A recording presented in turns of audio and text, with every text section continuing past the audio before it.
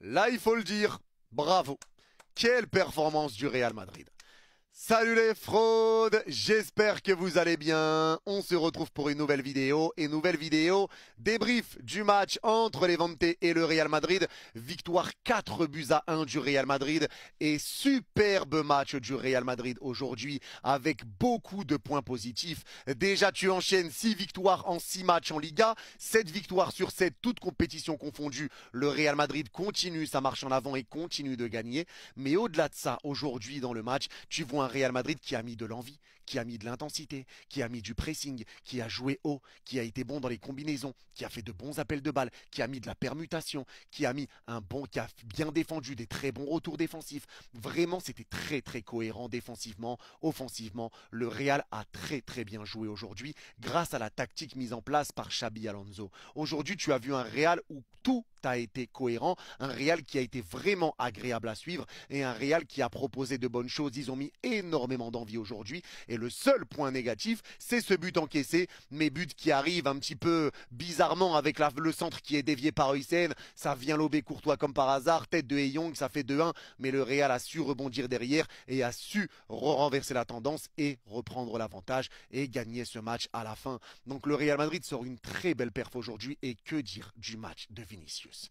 Vinicius aujourd'hui, waouh, tout avait commencé à Levante pour lui et aujourd'hui c'est peut-être ici qu'il va renaître parce que sa prestation avant même d'avoir été décisif, elle a été exceptionnelle. Très bon dans ses prises de balles, dans ses appels de balles, dans ses frappes tentées, dans ses passes, dans ses dribbles, dans ses provocations. Il y a eu pas mal de permutations et peut-être que ça aussi ça l'a rendu à l'aise, le fait que le Real était assez haut sur le terrain, qu'il y avait de la permutation, du mouvement, que ça demandait des ballons. Vini a été vraiment en jambes aujourd'hui. Et là j'ai envie de revenir sur des choses que j'ai dit et répétées déjà depuis plusieurs temps sur Vinicius. Les gars, Vini, il faut y aller doucement je pense avec lui. Parce que n'oubliez pas que Vini était à l'aise avec Toni Kroos, que Toni Kroos lui donnait énormément de conseils en lui faisant des signes même sur les terrains contre le Bayern notamment, ce qui aidait énormément Vini dans ses déplacements. Tu as eu le départ de Toni Kroos, l'arrivée de Kylian Mbappé. Tu étais le héros du Real Madrid, tu as gagné la Ligue des Champions avec le Real Madrid, Mbappé arrive, tu n'es plus forcément la star de cette équipe. C'est plus compliqué parce que tu dois t'adapter avec Kylian et en plus tu as perdu Toni Kroos.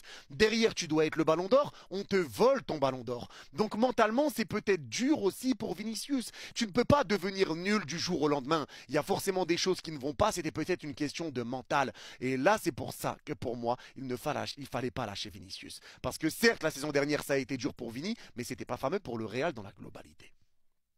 C'est ça la réalité aussi. Et c'est pareil pour tous ceux qui ont une hate envers Vinicius, tous ceux qui détestent Vinicius, qui te disent que Vini est arrogant, que Vini est un grand méchant, qu'il n'arrête pas de s'embrouiller, qu'il ne fait que critiquer, qu'il fait que s'embrouiller avec les arbitres. Les gars, à un moment donné, quand vous faites insulter, tout le long d'un match, on t'entend ballon des playas, je ne sais quoi. C'est normal que Vini veuille célébrer devant les supporters. Moi, je suis désolé. Quand Vini s'embrouille avec un joueur, c'est peut-être aussi parce qu'il y a quelque chose qui a été dit par le joueur avant. Je vois mal Vinicius s'énerver sur un joueur comme ça sans raison.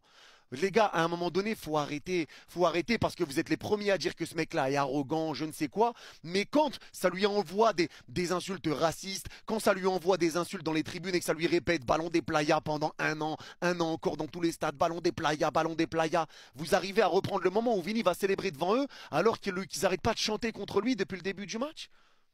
Mais c'est normal, sa réaction est totalement normale les gars, faut arrêter, parce que personne ne dit rien sur tous les stades qui n'arrêtent pas de chanter contre Vinicius. À un moment donné, faut arrêter. D'accord, vous pouvez détester Vinicius, mais à un moment donné, soyez aussi honnête et objectif. Vini se fait chier dessus quasiment dans tous les stades d'Espagne. Il y a des chansons contre lui quasiment dans tous les stades d'Espagne. Donc forcément que Vini se venge, forcément que Vini célèbre devant eux, forcément que Vini a envie de répondre, c'est logique. Chacun a son caractère. Vini, s'il n'a pas envie, il y a des joueurs qui vont peut-être rien dire, pas réagir sur tout ça. Vini, lui, réagit. Et moi, je suis désolé, je ne vois pas le mal dans tout ça. Je vois pas le mal. Faut juste être honnête et reconnaître aussi qu'il y en a qui cherchent Vinicius. Vinicius répond, mais il y en a qui le cherchent et qui le provoquent. Ça, déjà, c'est la réalité. Maintenant, on va revenir sur le match, mais Vini a été exceptionnel, buteur, un but qui a été vraiment magnifique, magnifique de Vinicius, passeur décisif, un jeu qui a été vraiment, vraiment monstrueux, très à l'aise. Tu as vu un Vinicius tout sourire et ça fait plaisir pour lui. Il avait le sourire, tu vois un Vinicius qui retrouve son sourire et son football. Et on espère pour lui que ça va continuer parce que vraiment ça a été une très très belle prestation. Maintenant on va quand même parler un petit peu du match en images avec le Real qui commence un peu dans le mal avec cette première situation qui a eu lieu pour les Levante, avec ce centre en retrait qui a été tenté et la frappe qui est passée juste à côté du poteau du Real. 3 minutes de jeu, les Levante auraient déjà pu ouvrir le score. Courtois était sorti totalement, le but était ouvert. Et voilà, la frappe est ratée, ça passe à côté. Première alerte pour le Real Madrid, mais petit à petit, le Real Madrid est monté en puissance. Le Real Madrid est devenu de plus en plus à l'aise. Et j'ai pris cette image également aussi pour vous parler de la permutation. Parce que moi, vous savez que je n'aime pas voir Tchouaméni avec Valverde côte à côte. Vous savez que pour moi, ces deux joueurs-là ne vont pas ensemble, que ça ne marche pas ensemble. Aujourd'hui, Ceballos, Valverde, ça a été. Ça a été très bon, les deux ont été bons. Tu as vu un Valverde qui a dû faire plus d'efforts défensifs, ça c'est une réalité. Plus d'efforts défensifs, il a dû travailler pour deux pour récupérer des ballons. Valverde a été très bon, mais là regardez, vous voyez Mastantuono balle au pied qui repart dans une position axiale. Le Real Madrid est très haut sur le terrain, après les Levante est très très bas aussi, mais Valverde est ailier droit à ce moment-là, précis. Il est ailier droit. Ceballos est collé à Mastantuono, donc Valverde vient prendre le côté droit, là où Mastantuono repart dans une position axiale. Et c'est ça que je vous répète, c'est qu'aujourd'hui, tu vois avec ce système qui a été mis en place par Xavi, un Real Madrid qui, en plus d'avoir bien joué, en plus d'avoir essayé de jouer collectivement, parce qu'aujourd'hui ça a été une réussite collective, tu as vu beaucoup de permutations, des choses qui te permettent d'être dangereux. Et c'était pas un jeu qui a été fixe, un jeu où les joueurs ne demandaient pas le ballon, où tout le monde était arrêté au même endroit, chacun restait à son poste. Non, là ça bouge. Ça bouge et c'est comme ça que tu es dangereux et c'est comme ça que tu es imprévisible. Donc ça, cette image, c'était vraiment pour ça. Et là, on va revenir encore sur le but de Vini, mais un but qui est magnifique. Excentré côté droit, pris par deux joueurs, externe du droit et ça va aller se loger dans le petit filet du gardien qui n'a pas bougé. Vinicius, exceptionnel but et c'est mérité après l'entame de match qu'il avait fait. Un match vraiment magnifique de la part de Vini. Exceptionnel, très beau but. Et le deuxième but, ça part pareil de Carreras. Carreras qui récupère un ballon et Carreras, lui aussi, il faut qu'on en parle. C'est une passe ratée pour les Levante sur une phase offensive. Carreras l'intercepte, il contrôle même pas, il fait la passe directement. Mais Carreras, moi ce joueur-là, il me choque. Parce que c'est une dinguerie de jouer défenseur gauche et d'être excellent avec le Real Madrid et de jouer défenseur central et d'être excellent avec le Real Madrid. Ce mec-là, il est vraiment très fort et j'ai l'impression qu'on ne le dit pas assez. Pour moi, ce mec-là fait partie des meilleurs recrues du Real là, sur cette saison. La recrue est top. La recrue est top. Carreras répond présent. Carreras est bon balle au pied. Carreras est solide défensivement. Lui de jouer à gauche ou dans l'axe, il est bon. Il répond présent. C'est solide. Ça récupère des ballons. Ça participe au jeu. Ça met des profondeurs. C'est au départ du deuxième but.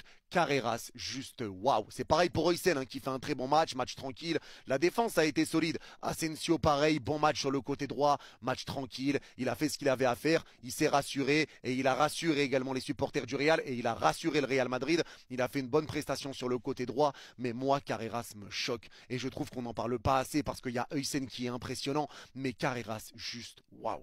Juste, waouh, on se rend pas compte. On se rend pas compte, mais quel joueur et quel recrue du Real. Avec deux recrues, tu as modifié ta défense littéralement. Huysen, Carreras, ces deux-là modifient totalement la défense du Real Madrid. Chapeau et quelle prestation de Carreras. Il est vraiment, vraiment monstrueux. Et il est au départ de ce deuxième but, Carreras qui récupère et qui va mettre le ballon en une touche directement à Vini. Et Vini là peut accélérer. Et là, je veux qu'on s'attarde sur quelque chose. L'appel de Kylian Mbappé. Kylian Mbappé qui appelle le ballon. Mastantuono est tout seul côté droit.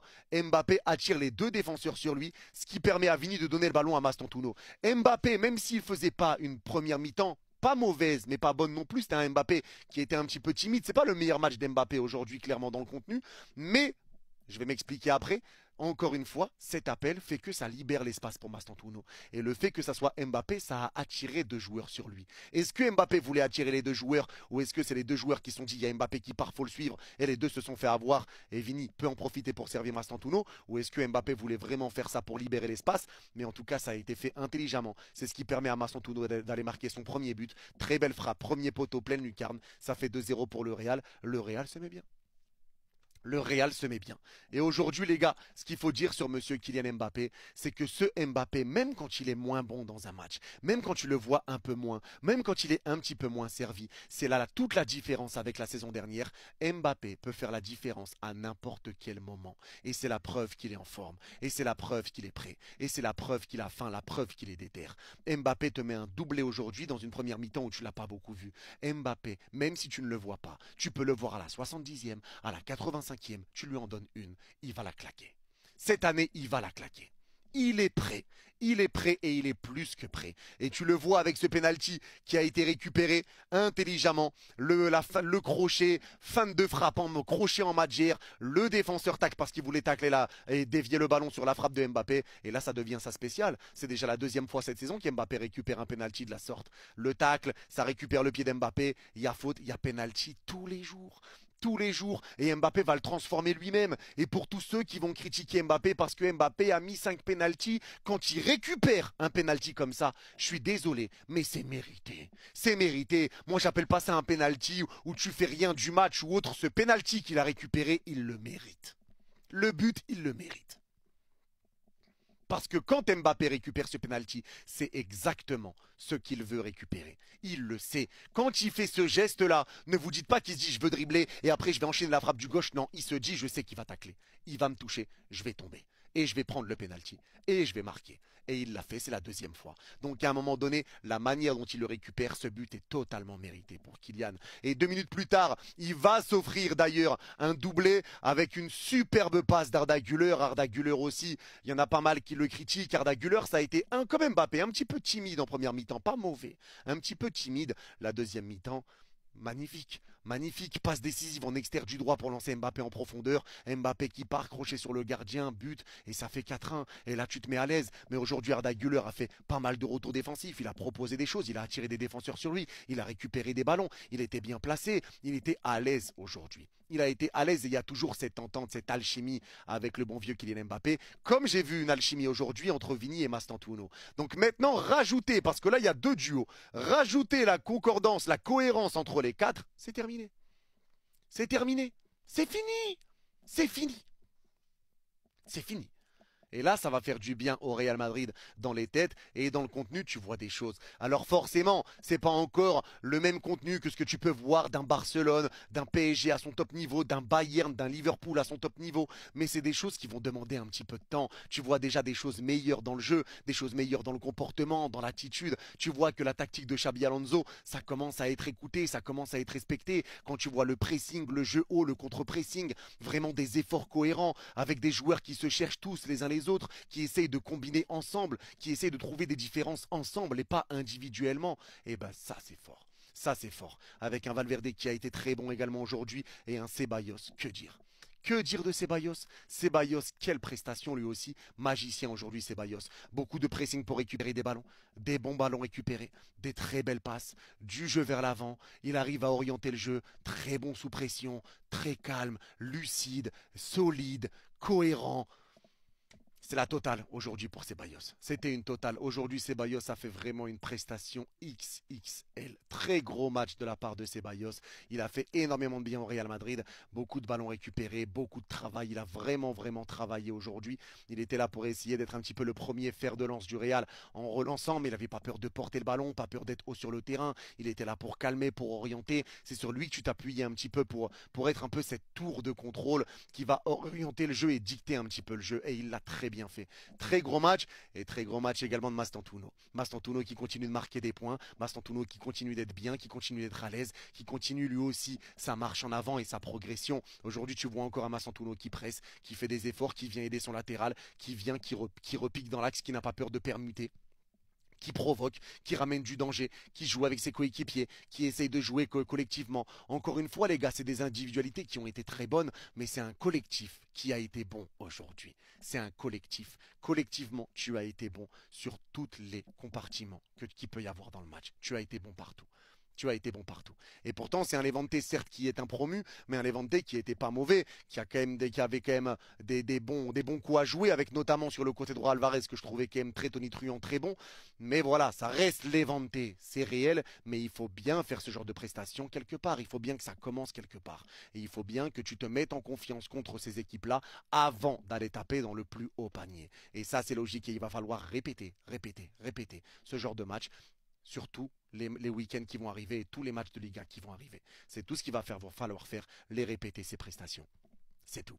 C'est tout. Une défense qui a été solide, un Courtois qui n'a pas eu grand chose à faire, un Asensio solide, un Fran Garcia qui aura été bon défensivement, mais qui aura eu un petit peu plus de mal, un peu plus de déchets pour les passes offensivement. Il aura eu un petit peu de déchets dans son match, mais c'est un match qui, dans la globalité, a été vraiment, vraiment très, très bon. Et je n'ai rien d'autre à dire à part aujourd'hui. Bravo au Real Madrid et j'ai hâte de voir s'ils vont réussir à continuer ce genre de performance ou pas. En tout cas, c'est tout pour ce débrief. N'hésitez pas à me dire en commentaire si vous êtes d'accord ou pas d'accord avec moi. Et pour ceux qui ont regardé ce débrief jusqu'au bout, n'hésitez pas à mettre Babao en commentaire et je comprendrai que vous l'avez vu jusqu'au bout. Prenez soin de vous. Vous êtes les Gouts. Babao!